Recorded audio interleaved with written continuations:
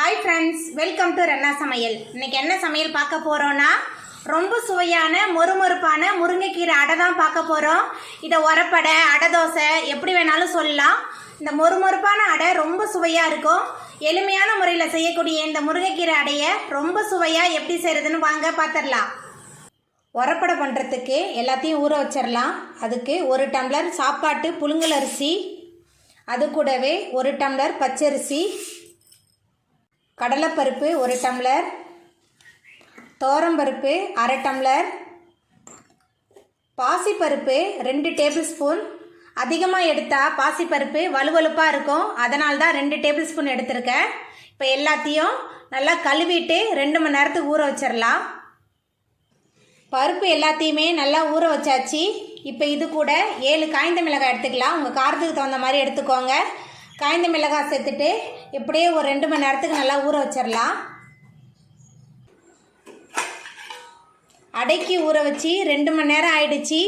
அரிசி பருப்புலாம் நல்லா ஊறி வந்துட்டு இப்போ தண்ணியை வடிய விட்டுட்டு ஒரு மிக்சி ஜாரில் மாற்றிடலாம்.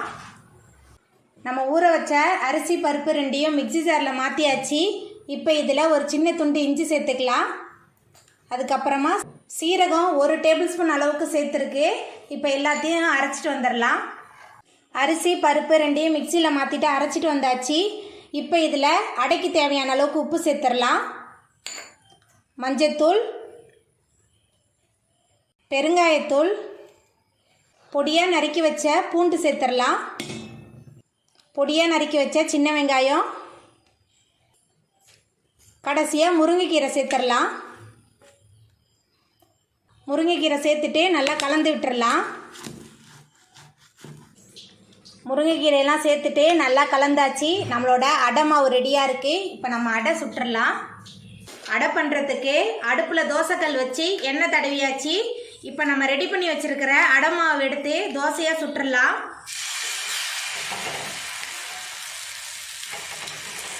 நம்மளோட விருப்பம்தான், மெல்லிசா இல்லைன்னா மொத்தமாக எப்படி வேணாலும் நம்ம தேய்ச்சிக்கலாம்.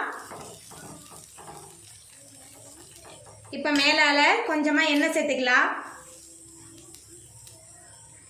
அடை நல்லா ஒரு பக்கம் வெந்து வரட்டும்.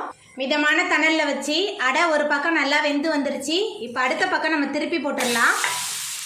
அடுத்த பக்கம் திருப்பிட்டு மறுபடியும் சுற்றிலும் எண்ணெய் விட்டுடலாம். 2 பக்கமும் நல்லா வெந்து வரட்டும்.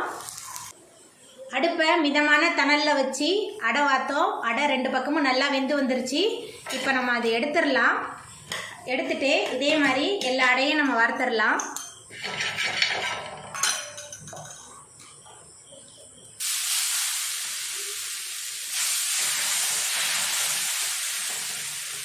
அடுத்த அடை சுட்டாச்சு. அதுக்கப்புறம் சுற்றிலும் எண்ணெய் விட்டுடலாம்.